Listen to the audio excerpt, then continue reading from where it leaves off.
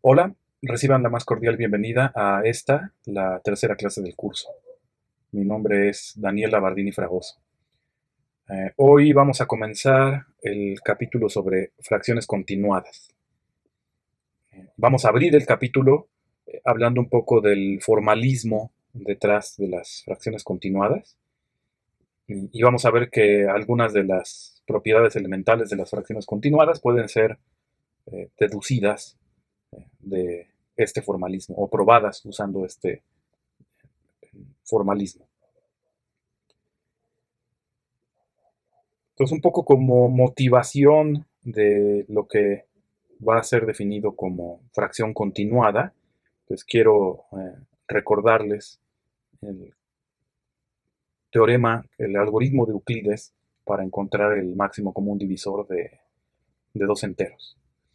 Entonces, recuerden, el algoritmo de Euclides está basado en el algoritmo de la división, que es un teorema, digamos, de álgebra superior o de la teoría de números básica, que afirma que siempre que me den un par de enteros, en el que tomo el segundo positivo, entonces S y T enteros, T positivo, si yo quiero dividir S entre T para encontrar un cociente y un residuo, pues existe una única pareja de enteros que, eh, que funciona como pareja cociente-residuo. ¿No? Es decir, de forma tal que S, que es el que estoy dividiendo entre T, es T veces A, T veces el cociente, más el residuo, que es, digamos, lo que resta, ¿no? Lo que ya no alcancé, lo que ya no alcanzó a juntarse por completo para formar por completo un entero, de manera que está entre 0 y T, ¿no? Estrictamente menor que T. Eso es lo que dice el algoritmo de la división. Y si lo piensan un poco, eh, eh, este enunciado, que es un teorema, es equivalente a este otro enunciado, que es que eh, para todo racional hay exactamente un entero que, eh, que está por debajo y es más cercano que uno al, al racional, ¿no? Es decir, eh, tengo mi racional, hay un único entero que es el más cercano por abajo. ¿No? Eso es lo que dice. ¿No? De manera que al ser esto menor que 1, pues es que x está entre a y a más 1. Si lo piensan, estos dos enunciados son equivalentes, pues sí, ¿no? Digamos, una vez que tiene uno, que da uno este enunciado por cierto, pues si me dan mi racional, ¿cómo encuentro este entero? Pues es que expreso x como un cociente de enteros, ¿no? S entre t. Y aplico el algoritmo de la división a la pareja S, T y así encuentro este A que satisface estas desigualdades porque el residuo correspondiente satisface estas. Y recíprocamente, si este es el que se da por cierto, y me dan mi pareja de enteros, digamos con T positivo, eh, ¿cómo encuentro el cociente y el residuo? Digamos de nuevo, ¿cómo encuentro A, por ejemplo? Bueno, pues con mi pareja de enteros formo el cociente S entre T, a ese le llamo X, con este encuentro A, que satisfaga esto, ajá, digamos, y a esta diferencia la multiplico eh, por T, ¿sí? Y así obtengo esta expresión en la que ahora ya de esta desigualdad se pasa a esta desigualdad. Bueno, desigualdades. Entonces, eh, afirmar el algoritmo de la división, es decir, afirmar que para cualquier par de enteros con digamos, con t positivo existen el cociente y el residuo, equivale a decir equivale a una afirmación que puedo hacer simplemente para números racionales. Ese es como el hincapié que quiero hacer y que el enunciado en sí es que digamos, para todo racional hay exactamente un entero que es el más cercano por abajo, en cierta forma. Ok, y ahora, si recuerdan también del curso, digamos, de Álgebra Superior 2, eh, habiendo demostrado el teorema del algoritmo de la división, pues puede uno empezar a hacer, digamos, hace uno la reflexión de que, pues, si de nuevo empiezo con mi pareja de enteros, ¿sí? Con el segundo positivo, ¿no? Y la idea de tomar el segundo positivo, pues es que los signos siempre los cargo con S. ¿No? Eso siempre, digamos, al menos a la hora de hablar de racionales, como vimos, digamos, a la hora de considerar el racional S entre T, siempre puedo decir que el denominador lo tomo positivo y el signo vaya cargado en el numerador. Eh, Bien, entonces la reflexión que hace uno es, si quiere uno encontrar el máximo común divisor entre S y T, pues observo esto. Que si tengo cada vez que tengo esta igualdad, digamos que de esta igualdad puedo deducir que todo divisor común entre de S y T es también un divisor de R0. Y de la misma igualdad puedo deducir también que todo divisor común entre R0 y T es un divisor de S. Y de estas dos, de estos dos, o sea, lo que estoy probando es el conjunto de divisores comunes de S y T es igual al conjunto de divisores comunes de T y R0. Y por lo tanto, ambos tienen el mismo máximo común divisor. Es decir, calcular el máximo común divisor que me interesa, a saber, el máximo común divisor entre S y T, equivale a calcular el máximo común divisor entre T y R0.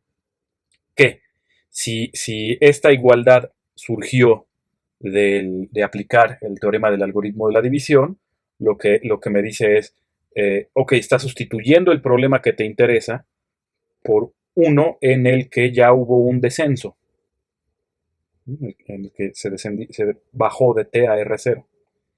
Y sabemos que no hay descensos infinitos de naturales, ¿no? Que no hay descensos infinitos de enteros positivos, digamos.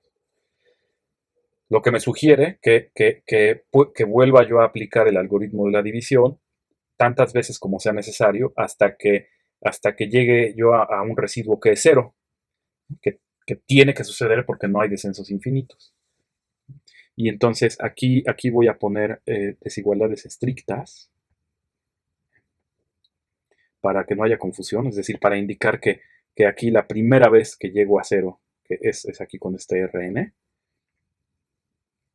entonces estas son desigualdades estrictas. Y ya, la última es igualdad. Y repitiendo, tengo el máximo común divisor que me interesa ahora es el máximo común divisor entre T y R0, que es igual al máximo común divisor entre R0 y R1, en el que hay descenso, etcétera, hasta que ya no es posible el descenso, es decir, llego a cero. Y aquí hago la reflexión. Bueno, el máximo común divisor que me interesaba, pues es el máximo común divisor entre Rn-3 y Rn-2, que es igual al máximo común divisor entre Rn-2 y Rn-1, que como Rn es 0, me dice, bueno, el máximo común divisor entre Rn-2 y Rn-1 es Rn-1, porque la última igualdad me dice que Rn-1 divide a Rn-2, ya que Rn es 0. Y eso me dice que el último residuo diferente de 0 en mi cadena es el máximo común divisor.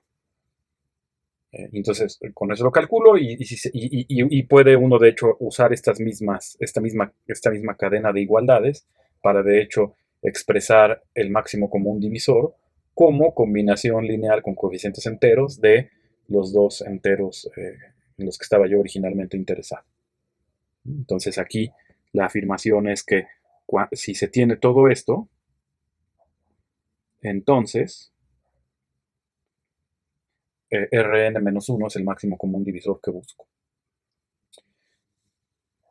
Ok, ahora en el mismo espíritu que aquí, digamos, en que vi que puedo interpretar el teorema del algoritmo de la división como un enunciado, como una afirmación sobre números racionales, una afirmación acerca de que para todo número racional sucede algo. Digo, bueno, pues a ver qué pasa si hago lo mismo para este. Entonces, ¿qué es lo que tengo que hacer? Pues aquí, como dije, de aquí a acá, ¿cómo paso? Pues divido S entre T. Entonces, ok, aquí voy a dividir S entre T, pero entonces, ¿no? Es decir, tomo este entre aquel entre el que estoy dividiendo, y luego T entre R0, R0 entre R1, R1 entre R2, etcétera, y veo qué pasa con estas desigualdades. Aquí tienen el resultado, ¿no? S entre T, digamos, aquí esta igualdad claramente se convierte en esta igualdad, o si quieren, es equivalente a esa igualdad, mientras que esta cadena de desigualdades es equivalente a esta cadena, claro, aquí con desigualdad estricta, y aquí de nuevo desigualdades estrictas en todos lados, salvo en la última en la que ya se tiene igual a cero, etcétera, ¿no? Es decir, por ejemplo, la segunda, t entre r0, igual, digamos, esta igualdad equivale a esta igualdad, ¿no? Simplemente es tomar esta igualdad y dividir entre R0 ambos lados. Ok, estas desigualdades se convierten en estas desigualdades, ¿sí? Y observo que además a partir de A1, los cocientes son positivos. ¿Por qué? Porque en el origen, digamos, tomé t mayor que 0. Entonces, el primer cociente sí que puede ser negativo, ¿no? Quién sabe, ¿no? Dependiendo de si ese es positivo o negativo. A0 puede ser positivo o negativo. Pero R0 sí que es positivo, digamos, a menos que ya directamente fuera 0, ¿no? Pero digamos, en general tienen que pasar muchos pasos para llegar realmente a 0. Y entonces veo que para el siguiente paso ya tengo t, era positivo, que lo había tomado positivo desde el principio, entre un positivo. Y siempre en el algoritmo de la división entero positivo entre entero positivo me da cociente positivo y además residuo positivo. Entonces, mientras que A0 podría ser negativo, dado que T lo tomé positivo, sí puedo asegurar que A1, A2, A3, etcétera, hasta el último, son todos positivos. Eso sí que lo puedo asegurar. Y aquí, pues claro, el último cociente es 0, es Rn entre Rn más 1. Que, pues ahora escribiendo como antes, ¿no? Aquí dije, no, pues esta X lo que sucede es que hago X igual a S entre T. Pues de nuevo digo, ok, pues les doy esos nombres, ¿no? Entonces digamos, este es X y después pues ya X1, X2 a los siguientes cocientes. Y entonces todo esto de aquí, ¿no? Es decir, estas igualdades y estas desigualdades se convierten en lo siguiente. Pues claro, X es A0 observen, X1 es 1 entre este. ¿No? Es decir, esto es 1 entre X1. Entonces, X es A0 más 1 entre X1. Y observo como sucede esto, perdón, es X1, perdón, aquí, tengo que estar aquí. Como suceden estas dos cosas, es decir, este es un número positivo menor que 1, su inverso, que es t entre R0, es decir, X1, tiene que ser un positivo mayor que 1. Y sigo, ¿no? Aquí X1 es A1 más este, que es 1 entre X2. Este es 1 entre X2.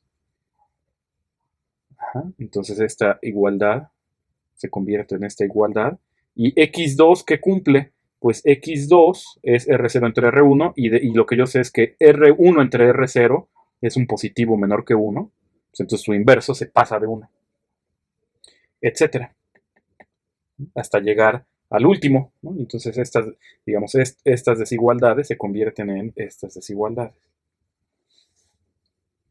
Ok, Y ahora aquí veo que, digamos, x es esto más 1 entre el siguiente, que es a1 más 1 entre el siguiente, que es a3 más 1 entre el siguiente, etcétera. Entonces digo, bueno, pues algo que puedo hacer es empezar a hacer esas sustituciones, ¿no? Por ejemplo, x es a0 más 1 entre el siguiente, que es a0 más 1 entre y sustituyo. Y aquí ahora puedo sustituir x2. Y ahí puedo sustituir x3. Puedo seguir sustituyendo. Aquí es un paso intermedio típico.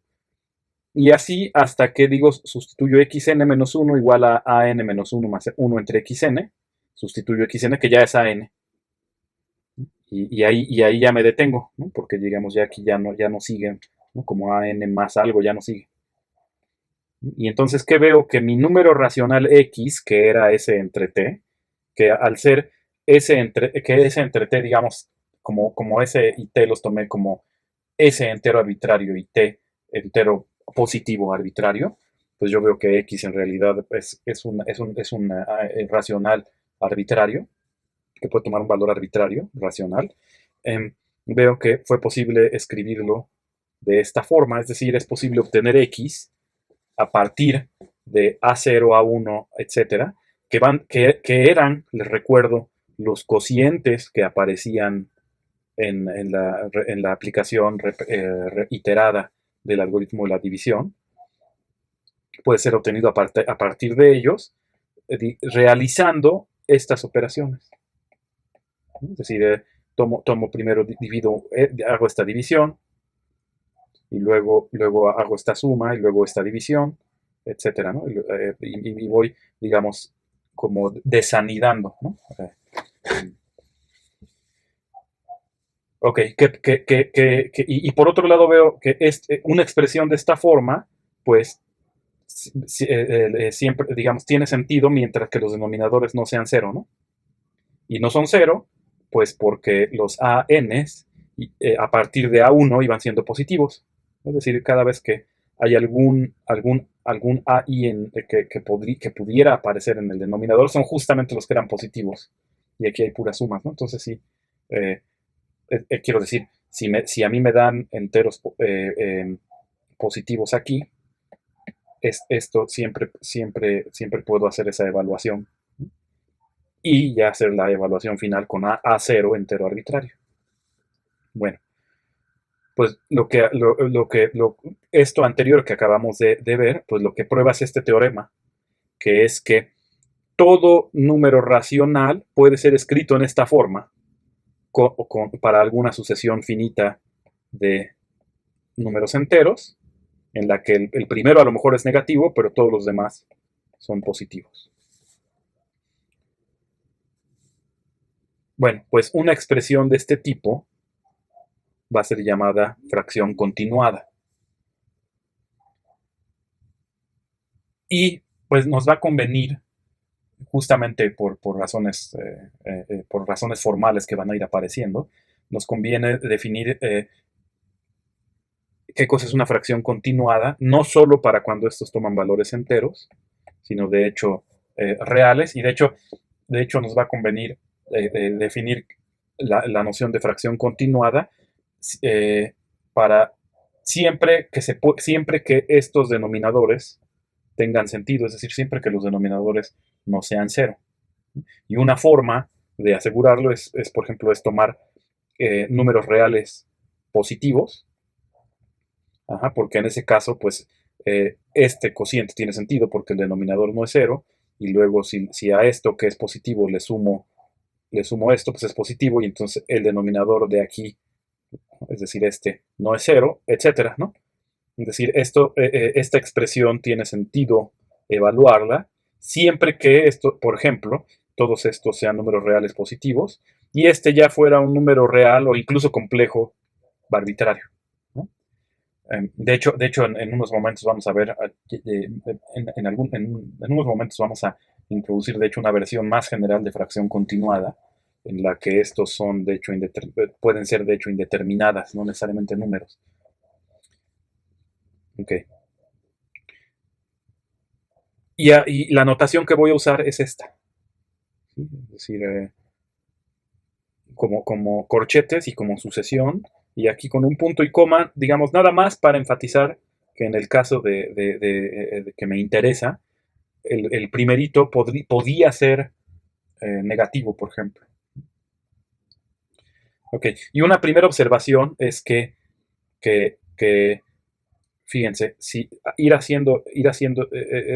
empezar con esto, digamos, ir desanidando con esto, eh, tomando este como el último, me da igual que hacer completito hasta llegar a ZK. Entonces, digamos, es una observación eh, elemental, digamos, como primer paso para comenzar a entender o comprender este tipo de expresiones, ¿no? Por ejemplo, bueno, ahorita vamos a ver un ejemplo. Sí, un ejemplo de todo lo que he dicho. eh, desde el algoritmo de la división, algoritmo de Euclides, hasta llegar a la expresión como fracción continuada, pues digamos que empiezo con mis enteros S y T igual a 41 y 23.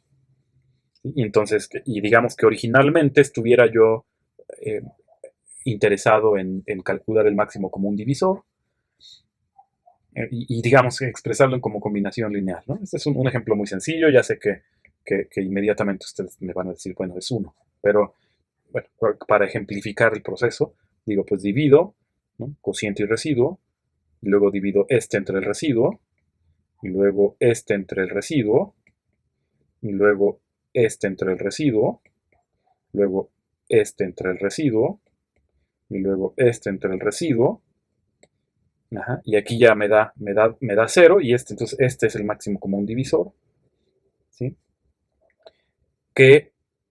Ok, y luego el siguiente paso fue ahora interpretar todo esto, pero como igualdades ya de números racionales, ¿no? Y entonces lo que hice fue dividir esta ecuación entre esta entre esta entre etcétera, ¿no? Esta entre esta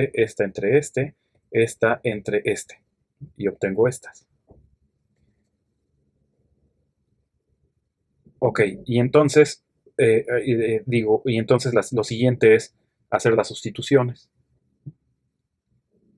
Digo, 41 sobre 23 es 1 más este. Y lo que tengo aquí es 1 entre este. ¿No? Pues 1 entre este, que sustituyo. Y de lo anterior, veo digamos, del teorema, o de cómo lo hice aquí, pues veo que los que van apareciendo como coeficientes aquí, digamos, separados, digamos, es 1 entre un binomio, y uno de los monomios es justamente, digamos, es justamente uno de los cocientes que aparecieron, ¿no? Y entonces, ahorita, digamos, haciendo las sustituciones, puedo ir haciéndola de una en una, o decir, recurrir al argumento anterior y decir, pues bueno, tengo que poner 1, luego 1, luego 3, luego 1, luego 1, y luego ya finalmente este 2, ¿no? Y así lo que veo es que la expresión de 41, una expresión de 41 sobre 23 como fracción continuada es esta. ¿Cómo lo puedo verificar? Pues una forma de hacerlo es hacer las operaciones, ¿no? Es decir, aquí es empezar con esta, ¿no? Y decir, bueno, esto es 3 medios, de manera que esto es 2 tercios, ¿no? Más 1, y hacer las operaciones de regreso y ver que de veras me da 41 sobre 23. Es una forma de decir, ok, lo verifico. Que en la notación que di lo escribo como la sucesión entre corchetes de los números que van apareciendo. Claro, con el primero puse un punto y coma, nada más como les recuerdo, nada más para indicar que en el primero podría ser que hubiera algo aquí negativo y no hay problema. Pero digamos, aquí tengo que tomar los positivos para que estas expresiones tengan sentido, ¿sí? Y esta observación, lo que me dice en este ejemplo es lo siguiente, que por ejemplo, que aquí, Si digo 1 más 1 entre esta cosa, lo que obtengo es, pues, aquí es, como dije, 3 medios. Y entonces esto es igual a 1, 1, 3, 1. Aquí este 1, que es este 1, es este de aquí. Y ya el último pongo 3 medios.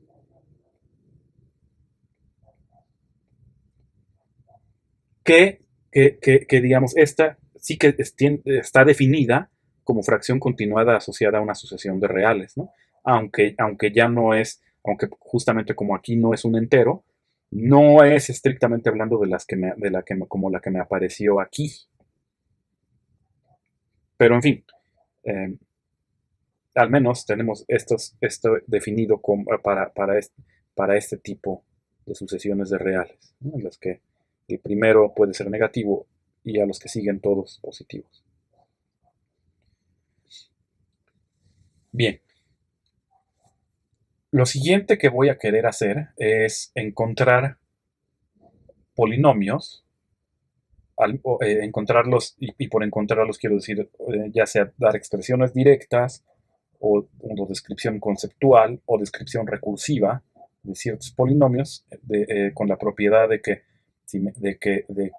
con esos polinomios, al evaluarlos en mi sucesión, ¿no? Digamos en mi lista ordenada, me dé el valor que estoy buscando, digamos este valor, ¿no? Sin necesidad de hacer estas operaciones, digamos, como desanidadas, ¿no? Directamente como, por ejemplo, polinomio entre polinomio. Es lo siguiente que voy a querer hacer. Ahora aquí, como en realidad aquí estoy permitiendo que las sucesiones sean de estos números reales sean tan largas como yo quiero, tan largas como se quiera, pues quiero permitir evaluar polinomios en una infinidad de variables. Y por ello tengo que hablar del anillo de polinomios en una cantidad numerable de incógnitas o de variables. Digamos, cuando digo polinomio en 3 incógnitas, lo que quiero decir es un polinomio en 3 variables. Pero me parece que el término incógnita es más correcto que el término variable. Bien, entonces, si me dan un anillo conmutativo unitario A, piensen, por ejemplo, en el anillo de los números complejos, por ejemplo. Pues claro que puedo formar el anillo de polinomios con coeficientes en A, si quieren con coeficientes complejos, por ejemplo, en n más 1 variables. Y digamos, si las variables son x0 hasta xn, ese anillo de polinomios en las variables x0 hasta xn, pues claro que es un subanillo unitario del anillo de polinomios en las variables, en las incógnitas, x0 hasta xn más 1, que a su vez es un subanillo del bla, bla, bla, bla.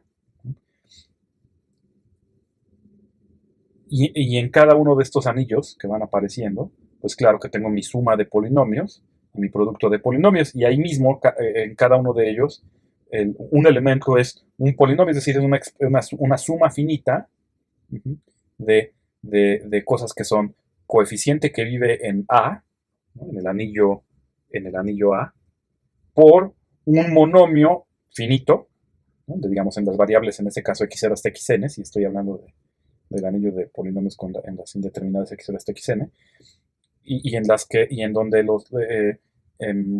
solo un número finito de monomios tienen la propiedad de que los exponentes son positivos, ¿no? O que digamos que la suma de los exponentes es positiva. Entonces, digamos, cada elemento es una expresión finita, ¿no? Es un polinomio finito. Y cualesquiera dos de ellos, pues los puedo multiplicar y me da algo finito, ¿no?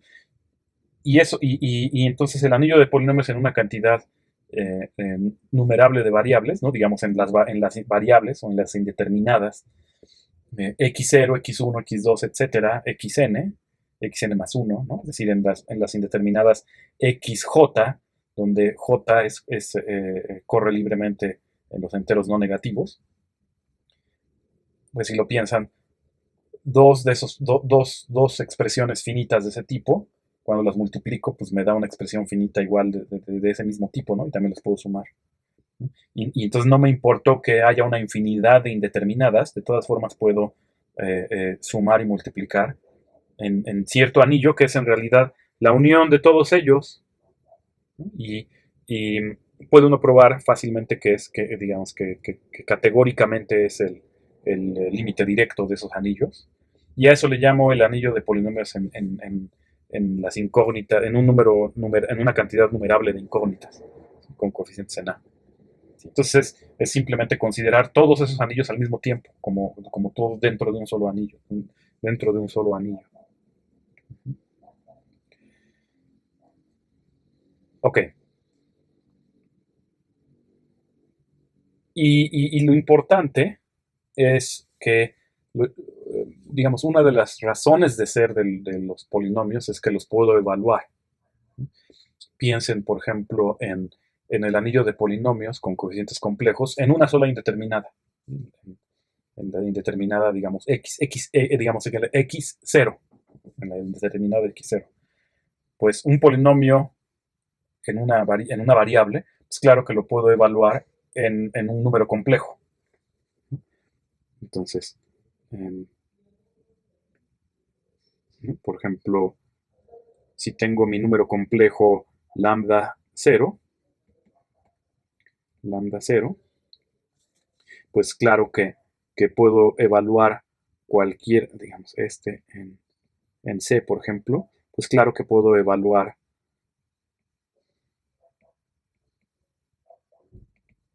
cualquier polinomio en la indeterminada x0 y lo que obtengo es un número complejo.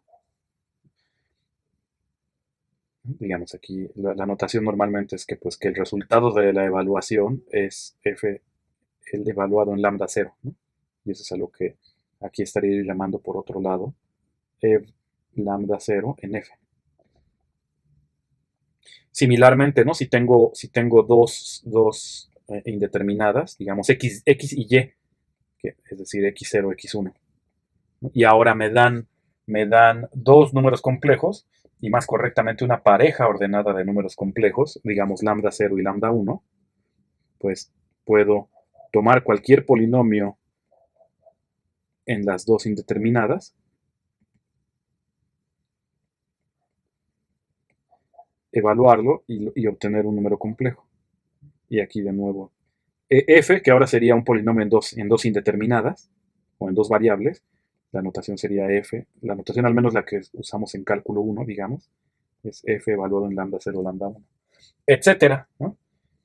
Y entonces, ¿qué va a suceder? Que, pues, que cuando tengo una cantidad numerable de indeterminadas, pues ahora lo que voy a poder hacer es tomar una cantidad numerable de elementos, ¿no? Y tiene que ser ordenada, porque no da lo mismo para un polinomio arbitrario, no da lo mismo sustituir lambda 0 en lugar de x0 y lambda 1 en lugar de x1 que lambda 1 en lugar de x0 y lambda 0 en lugar de x1, ¿no? No da lo mismo. Eh, entonces tiene que ser ordenada, pero si tomo mi lista ordenada de elementos, puedo evaluar ahora cualquier polinomio en la cantidad numerable de variables en esa lista, que cómo es la evaluación, pues es por vil sustitución, ¿no? Y obtener un elemento. Ahora, lo quiero hacer con cierta generalidad, porque ahora observo que, por ejemplo, si ahora, eh, observo que esto que hice en el caso de evaluar un polinomio en un número complejo, pues lo puedo hacer realmente también, puedo evaluar un polinomio en otro polinomio, ¿no? De la misma forma, ¿no? Es decir, si aquí en lugar de escribo f, y digamos que f es igual, vamos a decir, a alfa 0 más alfa 1x más 0 más etcétera, más alfa n xn, por decir, x0 a la n. vamos a decir alfa j, x0 a la j. ¿Qué hace? Ahora, ¿cómo evalúo f en un polinomio? Pues en lugar de x0 escribo el polinomio. Y ahora los productos, las multiplicaciones o las potencias de x0, pues ahora se vuelven potencias de lambda 0, que sí tienen perfecto sentido en el anillo de polinomios, ¿no? Y esta suma, pues estas sumas son sumas ahora de polinomios, pero tienen perfecto sentido. Y entonces esta evaluación, ¿dónde cae? Pues cae en el anillo de polinomios, ¿no? En realidad, ¿dónde cae? Pues donde vive este, ¿no? Y similarmente aquí, ahora cuando lambda 0 y lambda 1, si son polinomios en lugar de números complejos, entonces ahora caigo aquí, perdón, aquí si son polinomios, digamos, es donde vive el polinomio, ¿no? Que, digamos, puede vivir, es un anillo de polinomios que puede ser en otra indeterminada, ¿no? Por ejemplo, z, digamos z0. La indeterminada no tiene por qué ser la misma x, ¿no? O sea, basta con que a la hora de sustituir en lugar de x0 lambda 0, todas estas operaciones puedas yo hacerlas y tengan sentido. Entonces llegamos aquí en z0. Y similarmente aquí, ¿no? Entonces aquí, si lambda 0 y lambda 1 viven ahora en un anillo de polinomios en dos indeterminadas, por ejemplo, pueden ser z0 y z1. Y la evaluación, pues lo que hace es evaluar cada polinomio en la pareja de polinomios lambda 0, lambda 1, en ese caso. ¿Sí? Y ese es un teorema que formalmente hablando se enuncia como una propiedad universal. ¿Sí? Que con la generalidad con la que decidí aquí trabajar, que es en la que A es un anillo conmutativo unitario, arbitrario, piensen si quieren en el anillo de números complejos, ¿sí? O en el anillo de números enteros, ¿sí? Si quieren, por concreción pueden pensar en ello. Y ahora, una álgebra conmutativa lambda, si quieren, piensen que A es el anillo de números complejos y lambda, por ejemplo, es un anillo de polinomios en una cantidad numerable de variables, por ejemplo. Si me dan una lista ordenada de elementos de lambda, puedo evaluar cualquier polinomio en una cantidad numerable en la lista. Y cada polinomio, después de evaluar, me da un elemento de lambda. Es lo que dice, digamos, la propiedad universal. ¿Sí? Y digamos, que evaluar qué es, pues que en lugar de xj escribo la lambda j de la lista. Y lo que me dice es que esto está bien definido y es un homomorfismo alineal de anillos. Y de anillos conmutativos unitarios. En pocas palabras, si pienso en el anillo de polinomios en una cantidad numerable de variables, dado cualquier polinomio, lo puedo evaluar en la lista ordenada infinita que ustedes quieran. Siempre y cuando, claro, la lista esté indizada también por los índices 0, 1, 2, etcétera, que me indizan a la cantidad numerable de variables. Y así como aquí tengo esta notación, ¿no? Digamos, así denoto, ¿no? Es decir, f evaluado en mi lista. Si ven aquí, esta lambda es como en negritas, ¿no? F evaluado en la lista, pues es este, ¿no? Que f sub lambda es el homomorfismo de evaluación. Ejemplo, y este es un ejemplo que resulta esencial para comprender lo que sigue, es, por ejemplo, en el anillo de polinomios en una cantidad numerable de determinadas, tomen este que es uno de los polinomios más sencillos que hay, ¿no? Simplemente la indeterminada x0 misma. Ok, y ahora como lista ordenada, ese polinomio, como dije, puedo evaluarlo en cualquier lista ordenada, digamos, de elementos del mismo anillo de polinomios en una cantidad numerable de variables. Digamos que la lista ahora la hago que sea X1, X2, etcétera, ¿no? Es decir, la lista que empieza en X1, no en X0. Entonces la evaluación que me dice, pues, que en lugar de X0 tienes que sustituir como empieza, ¿no? Aquí que decía, aquí que dice, en lugar de X0, escribes aquel con el que empieza la lista. Pues eso hago, y entonces el resultado de esta evaluación es X1. ¿No? Es decir, cuando escribo F evaluado en, y empiezo no en X0, sino en X1, pues el resultado es simplemente recorrer la variable. Es decir, recorrer, quiero decir, recorrer el índice por 1, ¿no? En ese caso, esto es un ejemplo de algo que va a ser esencial en lo que viene, que es ahora que vamos ya a introducir aquellos polinomios que, como veremos, me van a controlar, es decir, que me van a controlar a las fracciones continuadas, es decir, aquellos polinomios que van a tener la propiedad de que cuando los evalúo, me da como resultado lo mismo que obtendría yo haciendo aquellas operaciones, digamos, de forma desanidada.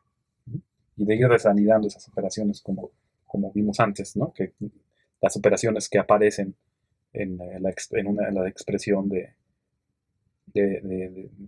fracción continuada. Bien, entonces esos polinomios, como dije, cuando busca uno esos polinomios, pues hay tres formas de pensar en una respuesta que una respuesta es satisfactoria, ¿no? O que una colección de polinomios es satisfactoria, ¿no? Que es que los polinomios estén definidos conceptualmente, ¿no? Que tengan cierta propiedad conceptual, o explícitamente, ¿no? Es decir, que los vea yo explícitamente escritos, o recursivamente, ¿no? Es decir, que sepa yo cuál es la relación entre ellos, aunque quizá escribir uno de ellos no sea tan sencillo.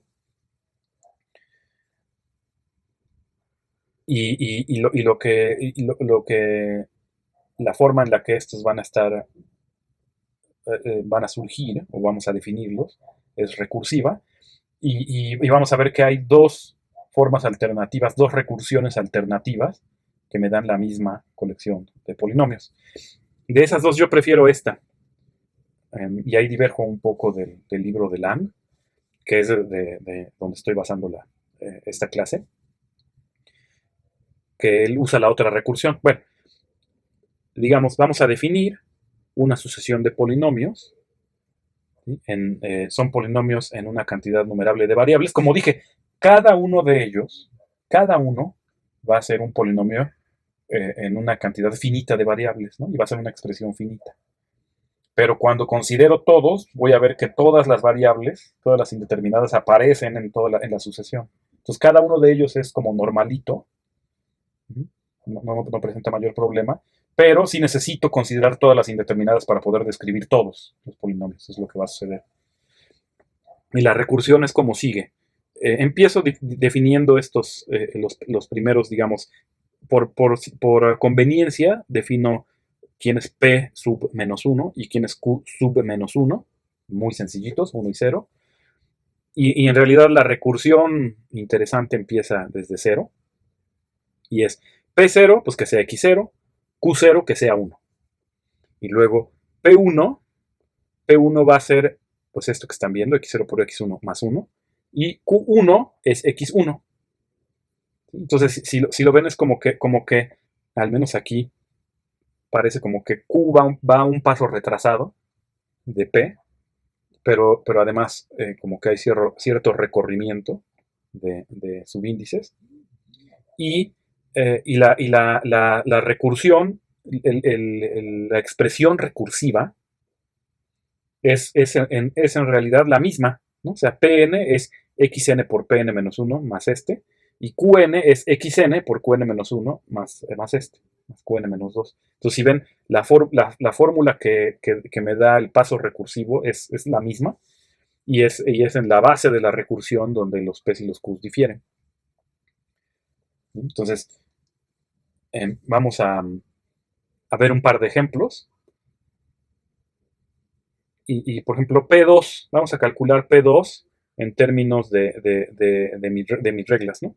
Entonces, P2 es, por definición, es P1 por X2, ajá, más, y es más P0, ¿no? Que es X0. Entonces aquí está, este es P2.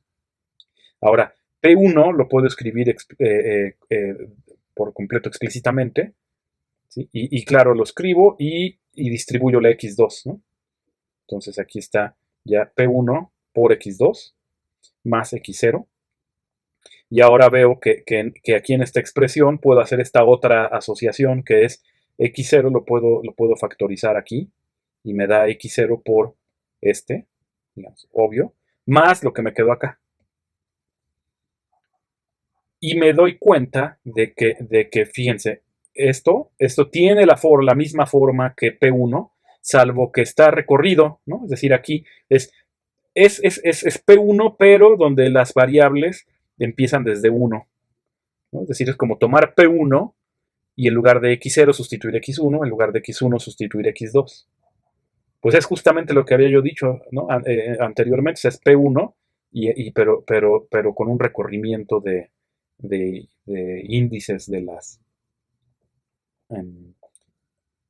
las incógnitas. Y aquí X2 veo pues es Q1, pero salvo que el índice está recorrido. Es decir, en lugar de evaluarlo en la lista X0, X1, bla, bla, bla, lo evalúo en la lista que empieza en X1. Entonces lo evalúo en la lista que empieza en X1 porque ahí se pregunta por, digamos, lo que hace es sustituir lo que sigue en lugar de X1. Y la que sigue es X2. Entonces, llego a que P2 también puede ser escrito así. Sí, fíjense, es como una expresión similar, pero en la que aquí aparece X0 en lugar de XN, ¿no? Es decir, aparece la ceroésima en lugar de, digamos, de la última incógnita, de la última hasta el momento, ¿no? Hasta ese momento.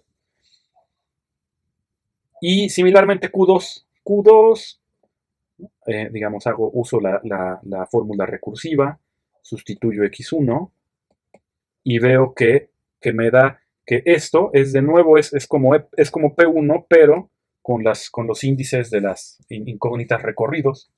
Pues es P1 evaluado en comenzar no en X0, sino en X1. Ok. Y eso lo que me da es la segunda recursión, la segunda forma recursiva de describir estos polinomios que acabo de definir. ¿Y cómo se ve? Pues ya esta forma de aquí ya es la correcta para todos. Y esta de aquí también ya es la correcta para todos. Y la prueba es al final realmente sencilla, es por inducción sobre el índice n. Y es sencilla y depende esencialmente realmente solo de haber entendido qué significa, cómo funciona eso de tomar un polinomio que es un polinomio en x0, x1, bla, bla, y evaluarlo en x1, x2, bla, bla. De eso realmente, una vez que se entiende el funcionamiento de esa sustitución, la prueba es realmente sencilla.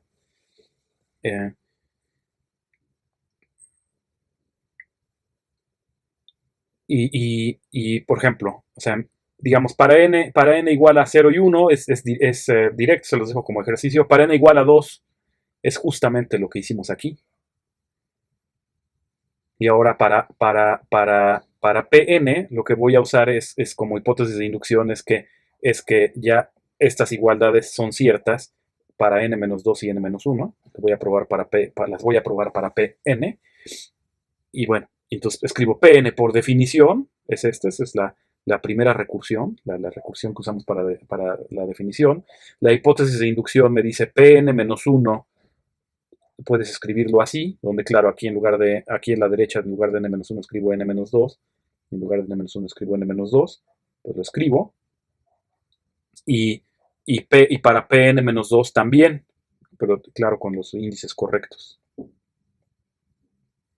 ¿Ok?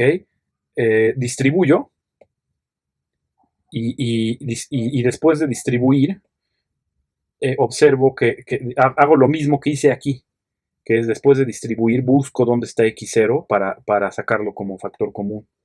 Entonces busco dónde está x0, está aquí, y está en este, donde además tengo que ponerle xn. Entonces aquí está x0, es por este, y luego más lo que me sobra, que es esto de acá, más este de acá, y aquí observo que esto es Pn-1, salvo, digamos, es como si fuera Pn-1, pero comenzando no en x0, sino en x1. Bueno, pues lo escribo así. Y aquí lo mismo, pero para Q, con Q, ¿no? Esto es igualito a Qn-1, pero en lugar de empezar en x0, empezando en x1. Y ya, y digamos, y esto es la fórmula, la parte a lo que quería yo llegar. Y similarmente con Qn, y de hecho más fácil. ¿Sí? Ok. ¿Qué es lo que sucede? Pues aquí, una vez ya habiendo probado ¿no? O sea, ya habiendo demostrado este teorema, pues lo que voy a hacer es dividir, dividir Pn entre Qn. Si divido Pn entre Qn, pues lo que observo es que aquí aparece entonces truena y me da x0 más esto entre Pn menos 1. ¿Y cuál es el chiste de esto? Pues que fíjense, esto es 1 entre Pn-1 entre Qn-1. Y al denominador, es decir, a Pn-1 entre Qn-1, le puedo volver a aplicar esto. Pero claro, tiene que haber un recorrimiento otra vez, porque fíjense, aquí Pn no está escrito, pero el Pn empieza en x0. Aquí las cosas empiezan en x1. Y entonces cuando haga la sustitución para cuando empiecen en x1, tengo que recorrerlo una vez más. Y ahora para que empiecen en x2, etcétera, ¿no? Bueno, nada más voy a tener cuidado de hacer eso. Y lo hago, ¿no? Pn entre Qn, pues es esto, es lo que acabo de decir que hago, y es x0 más 1 entre Pn-1 entre Qn-1, pero ambos comenzando no en x0, sino en x1. Y ahora uso el mismo teorema, pero ahora, claro, empezando en x1, entonces tiene que haber un recorrimiento. Y esto de aquí, entonces pues ya no es x0 más algo, sino x1 más algo, porque hubo un recorrimiento, más algo, que digamos los índices tienen que bajar, y tengo que hacer el recorrimiento. Y lo que veo es que aquí el denominador vuelve a tener la misma naturaleza, lo vuelvo a hacer, los índices bajan, y ahora en lugar de x0 o x1 es x2, índices bajan, y ahora tiene que comenzar en x3, y etcétera, sigo. Y digamos, aquí en general la regla es que en cada paso veo que se introduce ahora, en el siguiente paso, por ejemplo, se introduciría x3 y luego es n-4 y empieza en 4. Pues entonces lo que veo es que ya al final, pues ya cuando me acerque yo conforme avance, es xn-2, ¿no? Y luego es n menos el índice, pero menos 1.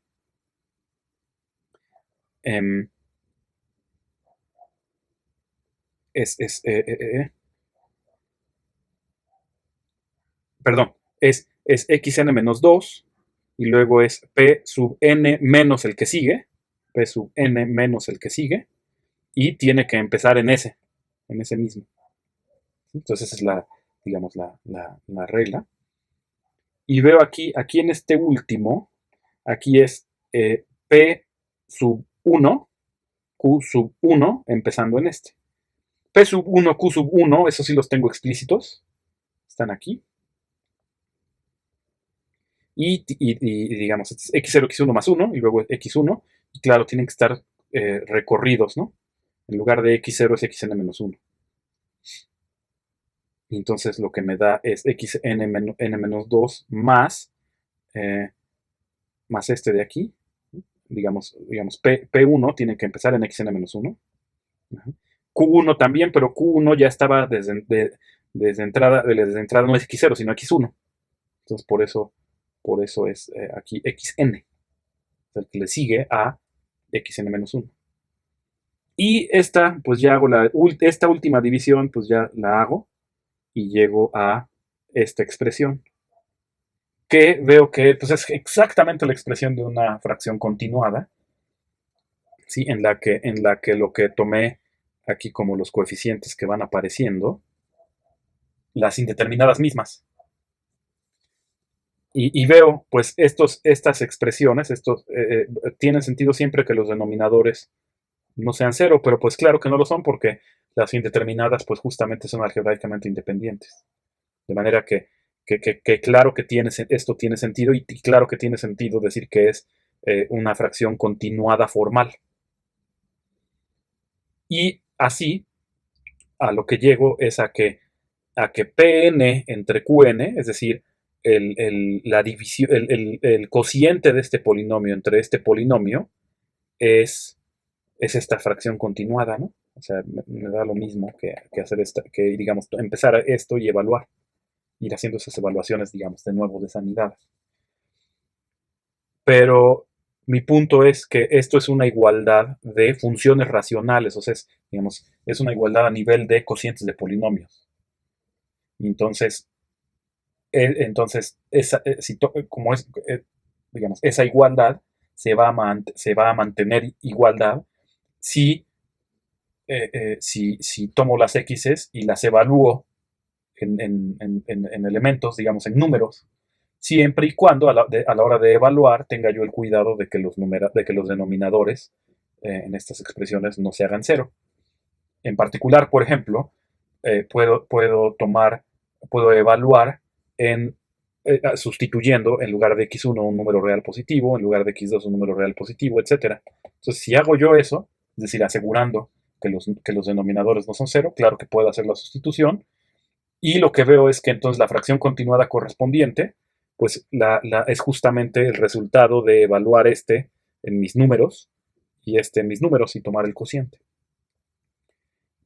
Y esa es la primera propiedad elemental de las fracciones continuadas, ¿no? Es decir, si me dan mis números reales, el primero arbitrario, pero todos los que siguen positivos, la fracción continuada como la definí originalmente, puedo obtenerla como el resultado de evaluar mis polinomios definidos recursivamente y tomar el cociente de esas evaluaciones.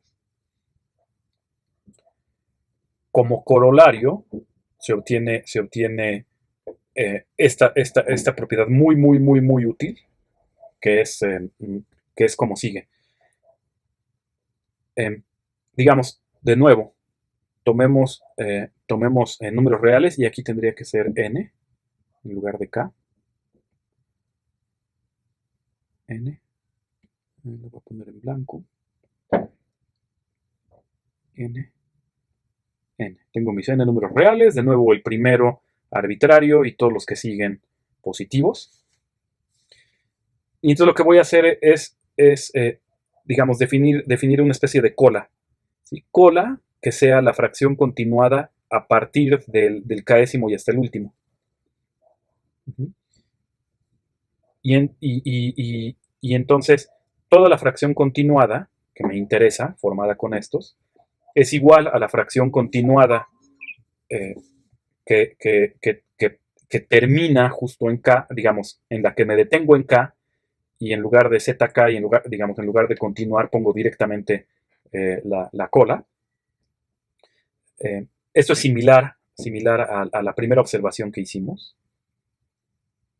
De hecho, no solo es similar, sino que es una versión más general de esta primera observación. Es una versión más general de esto, donde en lugar de hacer la recolección aquí y poner esto como cola, eh, puedo detenerme desde antes, ¿no? Y juntar, digamos, detenerme antes y juntar toda la cola que sigue. Eh, y creo yo que es igualmente obvio que se satisface esta primera igualdad. Y lo interesante es que estos dos números reales eh, son iguales a esto de aquí, que es que se ve como que digamos, de nuevo se ve como una especie como de paso recursivo entre paso recursivo, pero que quiero que vean que lo interesante es que esto es, digamos, número real, que si quieren llámenle alfa, número real, que si quieren llámenle beta, número real, que si quieren llámenle gamma, y número real, que si quieren llámenle delta. Y lo que está sucediendo es que es como cierta transformación de Möbius eh, aplicada en la colita, en RK. Esa es la parte interesante. La prueba de esto, que va a resultar ser muy, muy útil, la dejo como ejercicio para entregar. Es una inducción bastante sencilla.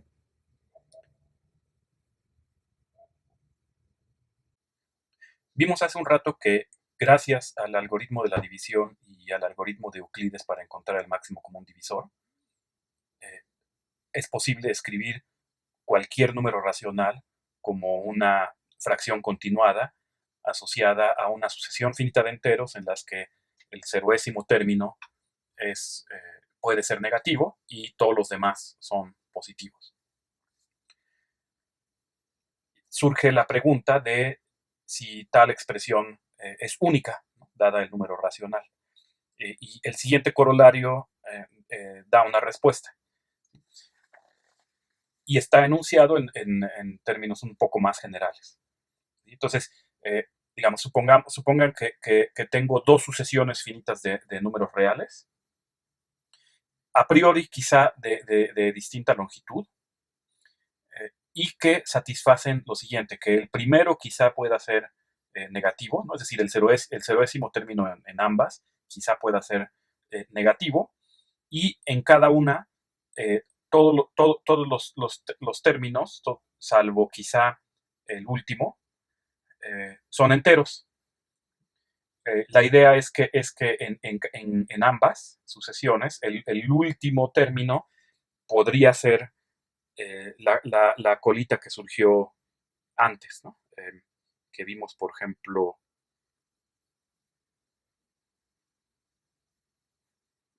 aquí, ¿no? Y que viene de esta observación. Bien, entonces, a priori, podría ser que tuvieran distinta longitud esas dos sucesiones de reales. Pero en el primero pueden ser negativos, todos los demás positivos, y todos, salvo quizá el último miembro en cada una, son enteros.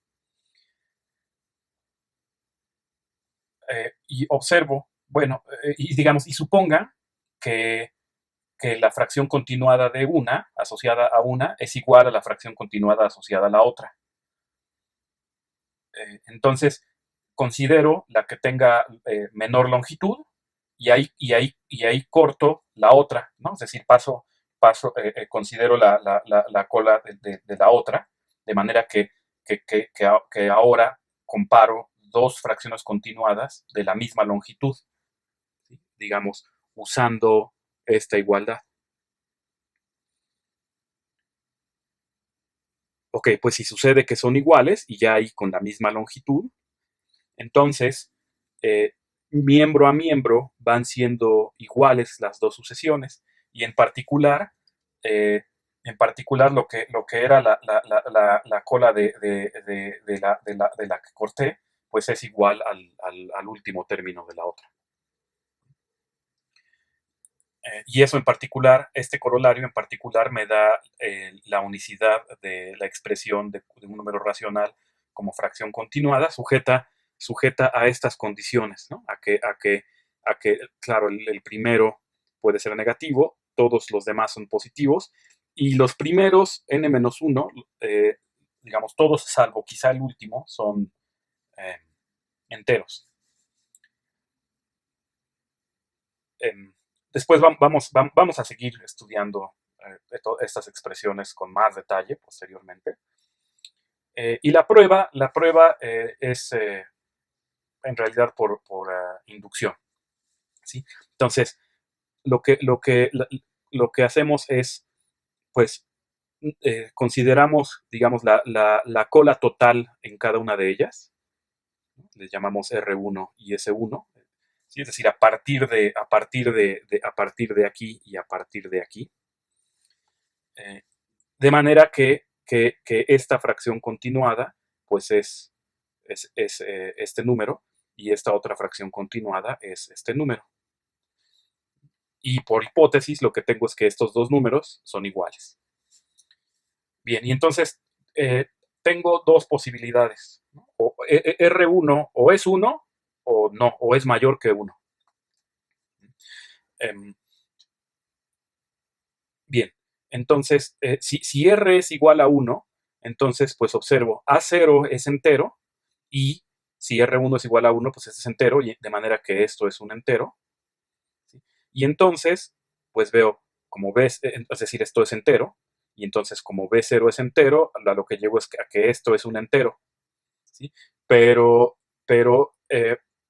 1 entre ese 1 es menor o igual que 1, ¿sí? Y entonces ese 1 tiene que ser 1, ¿no?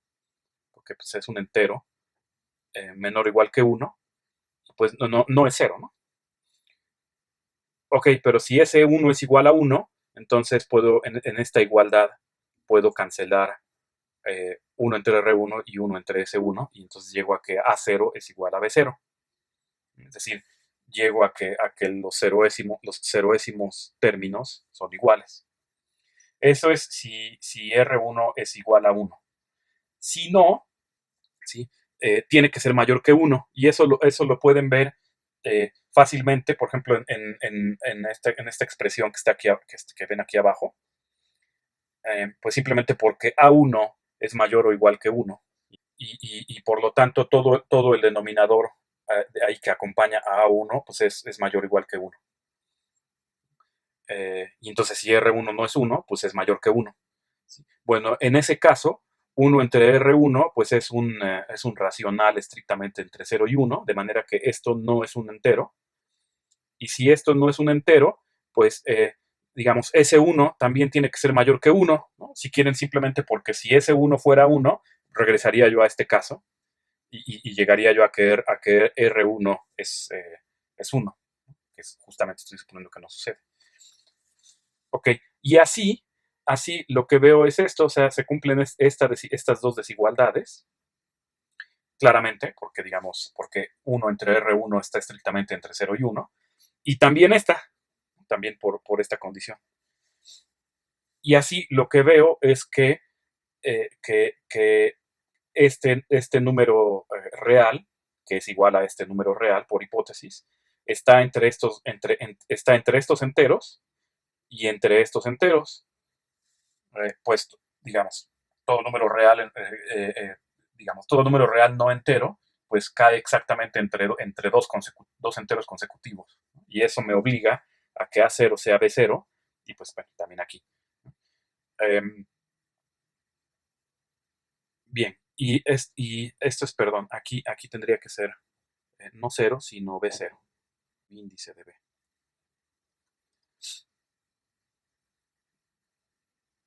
Ok, en cualquier caso, ya sea si R1 es 1 o no, llego a que A0 es B0.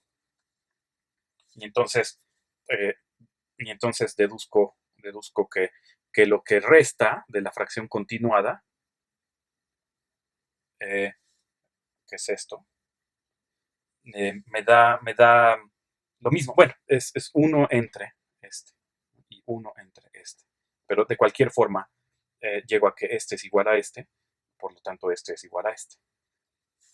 Y entonces pues aplico un argumento inductivo, ¿no? O sea, veo que la sucesión A1 hasta AN y la sucesión B1 hasta BN vuelven a cumplir las hipótesis del corolario. Bueno, entonces sigo por inducción. Bien, entonces, por ejemplo, en este ejemplo, vamos a ver en este ejemplo, pueden decir, pues a ver, o sea, aquí no estoy obteniendo que el último es el último, ¿no? O si quieren, este es igual a este es igual a este es igual a este es igual a este, pero este no es igual, ¿no? Eh, sí, claro, ¿no? Entonces sí pueden decir que parece que está contradiciendo el corolario que acabo de probar, ¿no? Pero acuérdense que lo que les dije es que digamos, estas claramente tienen longitudes distintas y lo que dije es la más larga, digamos, recórtenla, ¿no? Y aquí digamos, en el último lugar, eh, digamos, en el lugar correspondiente al último de la más corta, sustituyendo, eh, poniendo como último término la cola, y la cola es 3/2, y entonces al, no contradice realmente al teorema. Entonces es un buen ejercicio tratar de enunciar bien la, eh, la unicidad de la expresión como fracción continuada para un número racional usando ese corolario. Y de cualquier forma vamos a regresar a ello posteriormente, digamos, para solventar cualquier posible confusión. Bien, y ahora lo que resta de la clase, vamos a probar varias identidades que al final de cuentas van a resultar ser muy útiles, ¿no? Y que quizá por el momento van a parecer como sacadas de la manga o como que, pues, cuál es el sentido, ¿no? Pero posteriormente van a tener aplicaciones todas estas identidades. Eh, como digo, son al final realmente importantes, ¿sí? Entonces, eh, aquí en este anillo de polinomios se cumple esta igualdad para toda n. ¿Sí? Es decir, Qn por la P anterior menos Pn por la Q anterior, ¿no? Es decir, como que es una especie de determinante, ¿no? En una columna pongo Pn y Qn y en la anterior y en la otra pongo Pn menos 1 y Qn menos 1. Y ese determinante siempre es más o menos 1. ¿Sí? Y aquí la cuestión es que esta es como igualdad de polinomios, ¿no? Entonces, esto va a implicar que la igualdad siempre se cumple para fracciones continuadas esencialmente arbitrarias, ¿sí? Y la prueba es bastante sencilla, ¿sí? Digamos, de las definiciones puede uno checar directamente que se cumple para n igual a 0, ¿sí? Y aquí es donde donde me conviene que las P y las Q estén definidas desde -1. Y luego, de la definición de Pn, fíjense, la definición de Pn me dice por definición que es Pn menos 1 por Xn más Pn menos 2. Bueno, pues esa igualdad que se da por definición la multiplico por Qn menos 1 y similarmente hago lo mismo para la definición de Qn, la multiplico por Pn menos 1. Y la cuestión es que lo que veo entonces es que este término justamente coincide con este término. Entonces puedo restar. Entonces, digamos que hago esta menos esta, ¿sí? Entonces, pues por un lado tengo la diferencia y por otro, pues este término truena y me queda este menos este. Que observen es menos el término anterior, ¿no? Quiere decir, es menos este, pero con n menos 1. ¿no? O sea, por ejemplo, aquí está Qn-1 por P de la anterior, y aquí está Pn-1, Q de la anterior, y nada más es con los signos cambiados. Entonces aquí, por hipótesis de inducción, esto es menos 1 a la n-1, y pues ya llegué a lo que quería. Entonces es realmente una inducción bastante sencilla. Bien, y ahora como corolario, pues un corolario es que digamos, por el momento puede parecer un poco eh, como inútil, pero simplemente dividan esto entre Qn y entre Qn-1. Es decir, entre el producto de Qn y Qn-1. Entonces, pues claro, aquí me queda el producto. Y del otro lado, lo que me queda es la diferencia de cocientes consecutivos. Y recuerden, eso va a ser útil porque justamente el cociente es el que me da, cuando lo evalúo, eh, cuando lo evalúo en la sucesión, cuando evalúo a cada uno de numerador y denominador en la sucesión dada, pues lo que me da es justamente el valor de la fracción continuada, ¿no? A qué es igual hacer todas las operaciones de la fracción continuada. Corolario, si tengo una sucesión de números enteros, ¿no? eh, en la que el primero, es decir, el ceroésimo, puede ser negativo, pero todos los demás son positivos,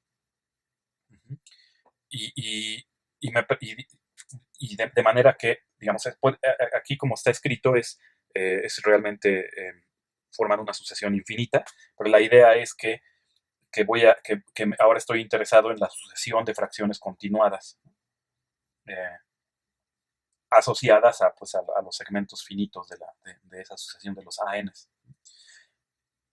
Eh, ok, en esas, pues puedo formar o sea, mis cocientes Pn entre Qn, ¿no? Pues los Q, la Pn entre Qn, digamos, y aquí debería decir ya evaluado, quizá, evaluado en la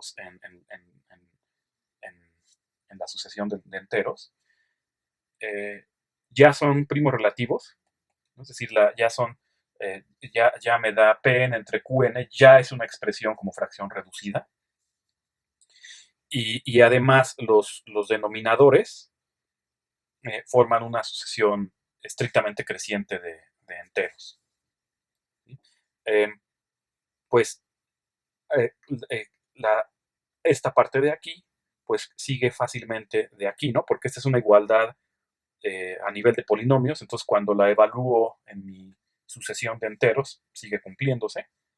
Y justamente, ¿no? O sea, aquí está Pn, Qn, y tengo una combinación lineal igual a más menos 1. Entonces, digamos, esta condición ya es una consecuencia obvia de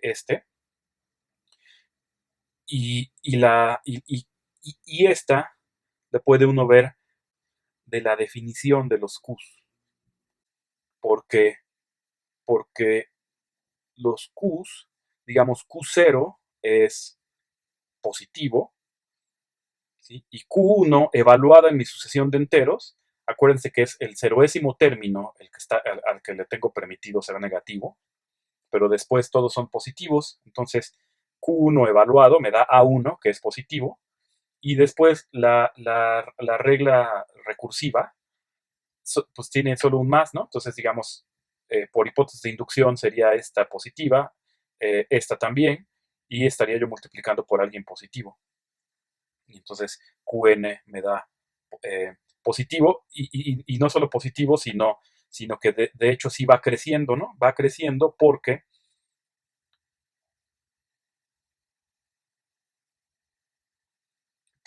todos los As son positivos, o sea, por cómo tomé mi sucesión. Bien. Ahora, supónganse que, otro corolario, supónganse que tengo una fracción continuada, pero digamos de indeterminadas, ¿no? Y que llego hasta la indeterminada n más 2. Ok, y a esa llámenle alfa. Bien, pues tengo esta igualdad. Cuando considero, digamos, el término anterior, que es n más 1, tengo esta igualdad de esto igual a esto. Sí, que como dije, por el momento puede parecer sacado de la manga, ¿no? Pero en fin, eh, pues la demostración realmente es consecuencia directa del teorema anterior, ¿no? Y de la definición de Qn más 2, ¿no? O sea, aquí hago las sustituciones nada más, ¿no? Em, bien.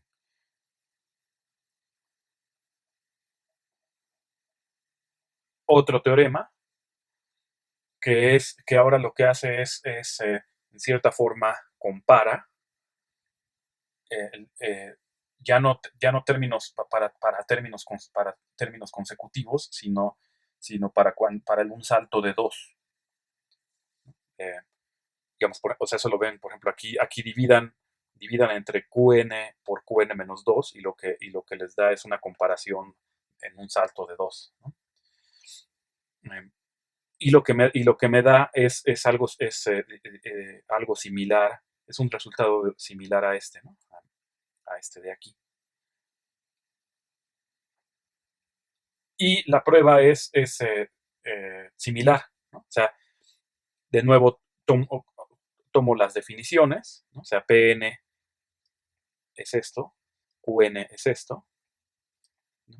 Y las multiplico por Qn menos 2 y por Pn menos 2 respectivamente, de manera que aquí me aparece un mismo término y considero la diferencia que me interesa, ¿sí?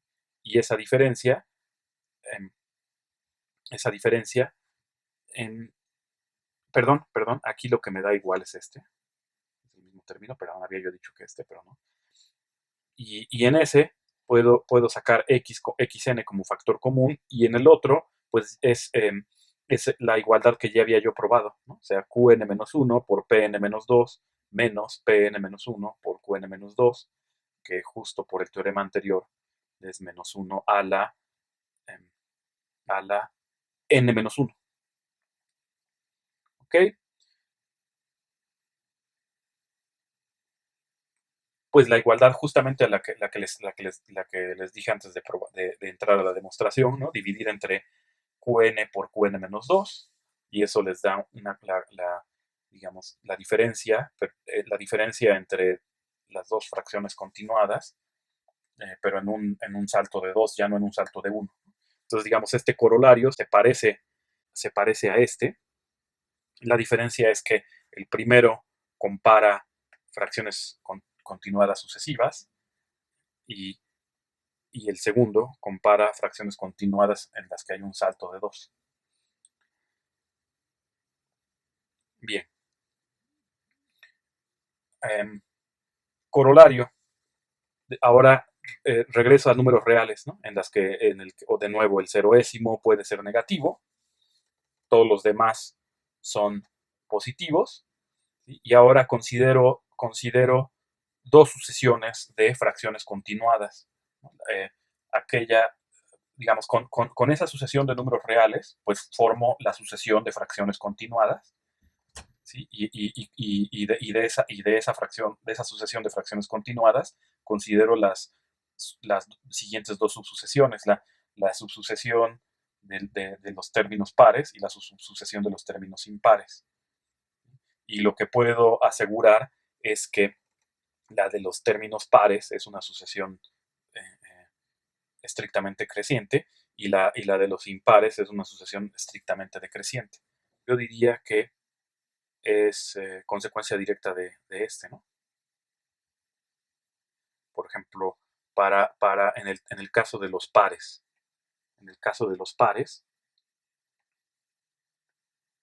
lo que tengo es,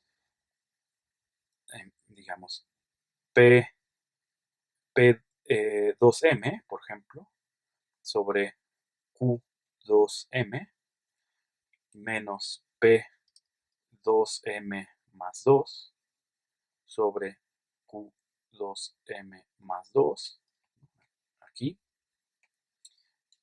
Eso sería igual a menos 1 a la 2m más 2 menos 1, 2m más 1, por xn. Xn es a 2m más 2, que es positivo, sobre q, q 2m más 2, q2m. ¿Ok? Y entonces, por ejemplo, puedo pasar sumando.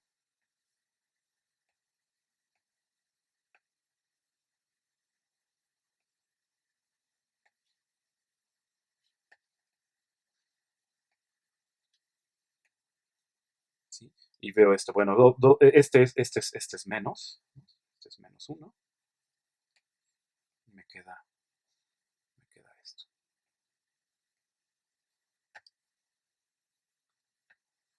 Es decir, la relación entre P2M y P2, entre P2M sobre Q2M y P2M más 2 sobre Q2M más 2 es que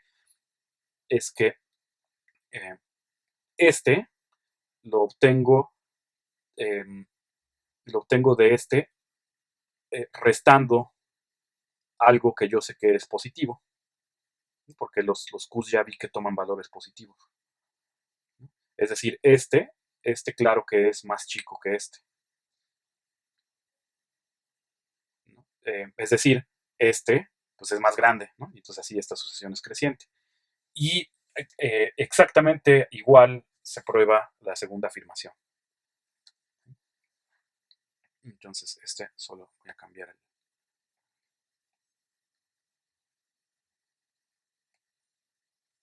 tamaño. Digamos aquí lo dejo.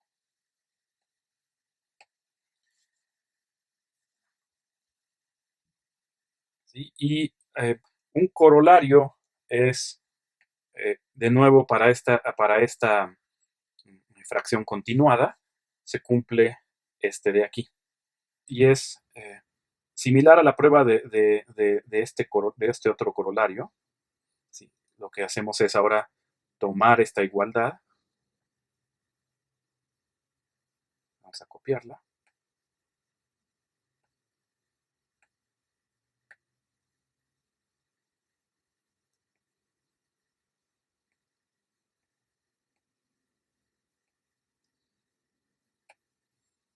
Y con, digamos, n igual a n más 2, es decir,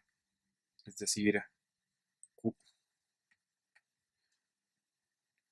qn más 2, pn menos pn más 2, qn es igual a menos 1 a la, pues sigue siendo n menos 1, si quieren n más 1, xn más 2. ¿Sí? Y divido entre qn más 2, esto me da pn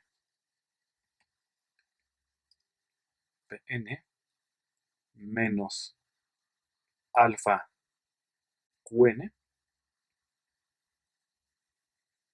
y esto me da igual a menos 1 a la n más 1 xn más 2 sobre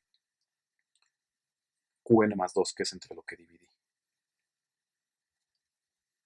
Y qn más 2 es, por definición, aquí el denominador. Entonces esto es igual a esto, por definición de qn más 2. Bien. Y finalmente, que aquí que los denominadores consecutivos satisfacen también, que me dan cierta fracción continuada que va como en reversa de la otra, ¿no? pues vamos a ver Qn, digamos, la idea sería que, pues por inducción, ¿no? Entonces, por ejemplo, Q1 entre, vamos a ver, entre Q0, que es 1, me da X1. Q1 entre Q0 me da X1, que sí, ¿no? Es la fracción continuada que empieza aquí en X1 y digamos tiene que terminar en X1, entonces sí es simplemente esto, ¿no? Es X1 y ya. Bien. Y luego Qn, vamos a decir Qn más 1 entre Qn para el paso inductivo. Esto me da Xn más 1 por Qn más Qn menos 1 sobre Xn Qn menos 1 más Qn menos 2. Y de hecho, no, de hecho, permítanme ahí directamente decir entre Qn, porque esto es Xn más 1 más 1 sobre Qn entre Qn menos 1. Y por inducción, este de aquí es la fracción continuada, digamos, de Xn hasta X1. Y entonces esto es justamente, digamos, si quieren lo escribo, Xn más 1 más 1 sobre Xn, Xn menos 1, etcétera, hasta X1. Y esto es justamente Xn más 1, Xn.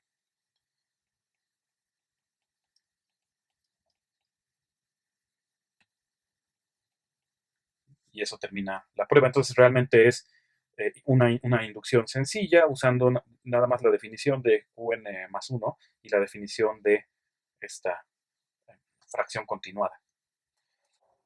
Ok, ahora esta clase la basé más bien en el libro de Serge Lang, Introduction to Diophantine Approximations. Y aquí está la tarea.